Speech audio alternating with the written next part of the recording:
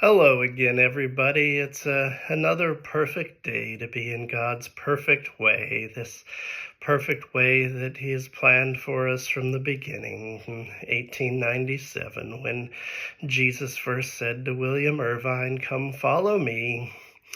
And it's what a wonderful time of the year this is. That we have conventions right around the corner. We heard in a workers' meeting years ago that convention, it's the most wonderful time of the year. And isn't that nice? We have our workers that can give us such profound gems like that it's the most wonderful time of the year.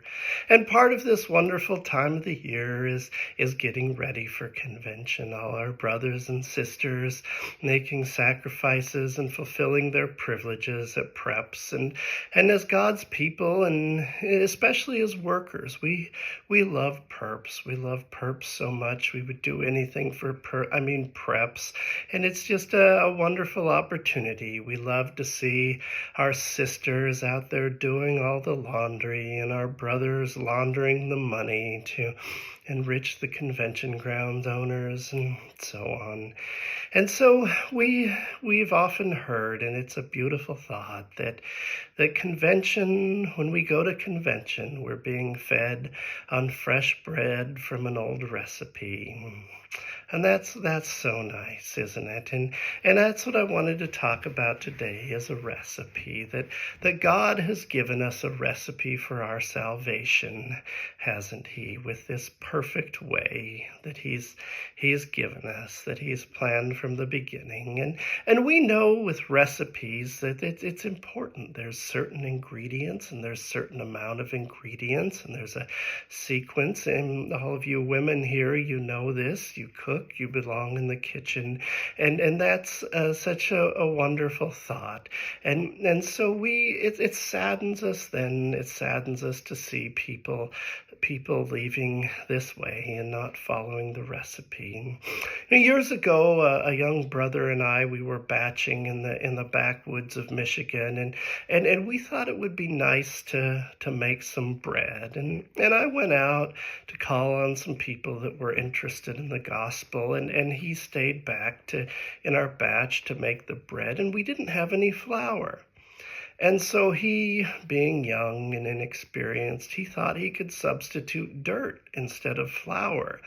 Maybe he was thinking that, well, flour comes from wheat comes from the ground is dirt, and what he was using was human reasoning to think that he could substitute something in this perfect recipe. And so, needless to say, again, all of you women here, you'll know that it didn't work. It turned into a bunch of mud. And again, it saddens us to see people thinking they can take this recipe that God has given us, that they can take, and the wonderful message our workers have, God's servants, our messages of useless analogies and shallow euphemisms and no real training or education in the Bible. Then they think they can substitute that with critical thinking or their own emotional health or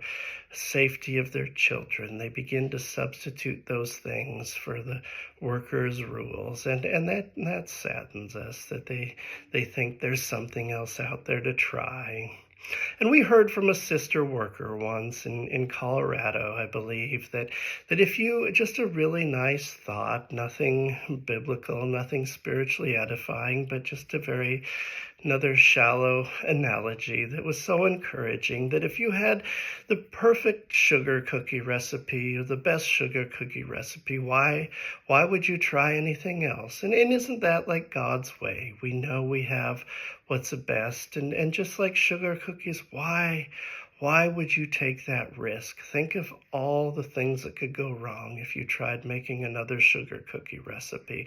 That it would just dreadful consequences. And so it's this recipe that God has given us, that the workers tell you what it actually is, that's the recipe we need to follow. So may we be ones in these coming days as we look forward to conventions that are still open, and we meet with our friends who are still part of this church, that we understand that God has given us a recipe to follow, and may we be ones to be fearful and obedient, and may it be so for his name's sake.